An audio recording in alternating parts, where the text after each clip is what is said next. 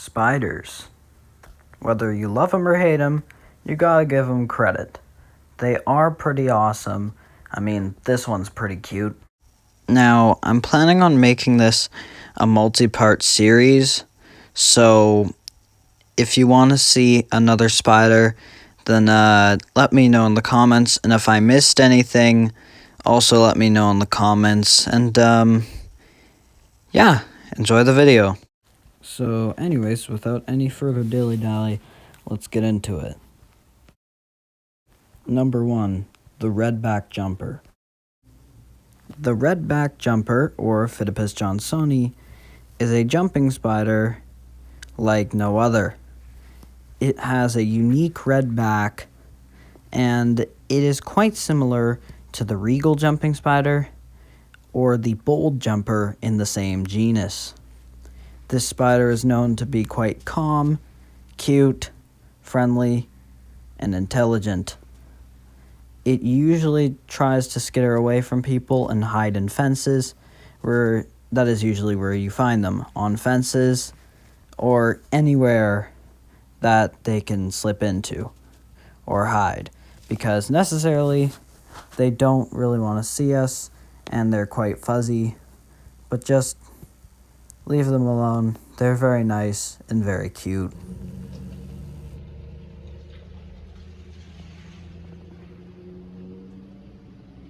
Now, this spider is not too hard to identify. This spider is usually found on fences, and it is adorable. I mean, here's one on my left middle finger. I believe this is Chili. Yeah, Chili. That's with 2 L's. And this spider either has a fully vibrant red back, can kind of have a yellowish back, or a partial red back. Now, the spider, do not get it confused with the redback spider, which is highly venomous and totally unrelated. The hackle mesh weaver. To be honest, I had no idea that these little goobers existed, so that's why I included them in this video, because I found 2 of them today, and I've never seen them before, and I think they're really cool, so I think they would be a great inclusion in this video. I think something's going on outside.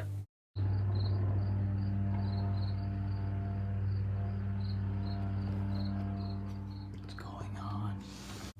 The hackle mesh weaver is a spider native to South America and introduced to North America. This spider tends to live under logs because that's where I found them, and they are non-harmful and are out of your way.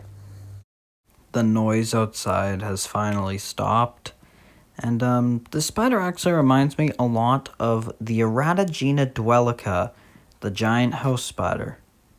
Stop making noise!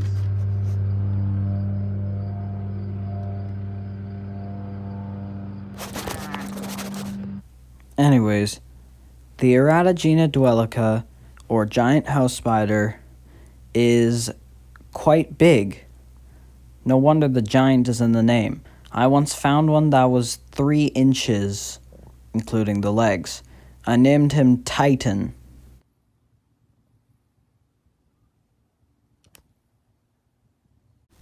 And then there's Scubina, who is under the bench on the deck.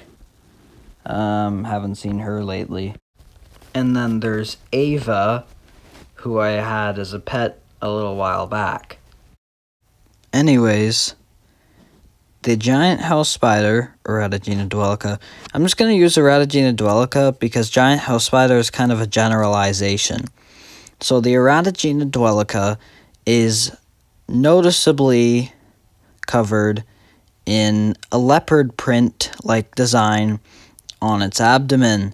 The spots of that print are usually blue, and sometimes this spider has blue on some parts of its legs. This spider is quite relaxed, has a light brown coloration, and looks strikingly similar to the hobo spider, which is pretty much the same.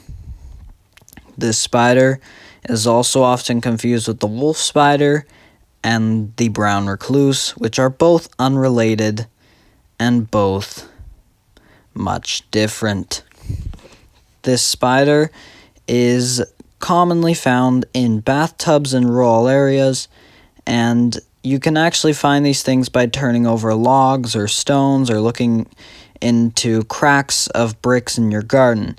These spiders will commonly build sheet webs and will be hiding in crevices and don't need that much warmth. Males will sometimes be found in your bathtub getting lost when looking for a mate. These spiders tend to be quite common throughout the summer and fall, and in the spring. These spiders can also be found in your garage, attic, or basement. And don't worry, they're harmless, and they're specifically there just to hang out. These spiders are quite relaxed and are not very greedy. They can range from like about an inch to maybe 3 inches. These spiders are docile, relaxed, and actually quite similar to a tarantula.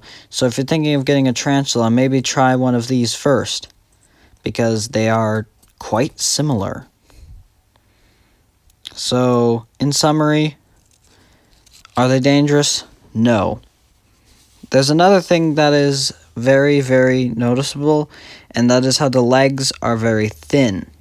These spiders also do not see very well, but they do have the ability to see in the dark. You can see how Ava's eyes are actually reflecting back at me, and that is due to tissues that reflect light at the back of her eyes. You can notice how her mandibles, that are actually called chelicerae, are quite large and have a dark brown color.